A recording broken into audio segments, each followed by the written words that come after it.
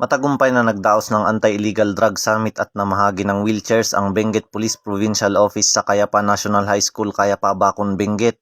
Nito lamang Nobyembre 20 taong kasalukuyan. Ang aktibidad ay pinangunahan ni Police Colonel Lambert A. Suerte, Provincial Director ng Benguet PPO, katuwang ang Philippine Drug Enforcement Agency na pinangunahan naman ni Provincial Director Mr. Erwin Changrapin at mga membro ng Municipal Local Government Unit ng Bacon. Ito ay nilawkan ng mga empleyado ng Bacon LGU sa pangunguna ni Municipal Vice Mayor Honorable Marciano P. Kigisan Jr., mga barangay officials, mag-aaral at mga residente ng nasabing lugar. Tinalakay dito ang mga usapin patungkol sa masasamang dulot at epekto ng iligal na droga, barangay clearing program at mahalagang papel ng Municipal and Barangay Anti-Drug Abuse Council sa pagkamtan ng isang drug-free na komunidad. Nagwakas ang aktibidad sa pamamahagi ng wheelchair sa 4 na residente sa tulong ng Gulong ng Swerte Project ng Benguet PPO bilang isa sa kanilang inklusibong serbisyo at pagpapakita ng dedikasyon tungo sa pagkakaisa ng bawat sektor ng lipunan.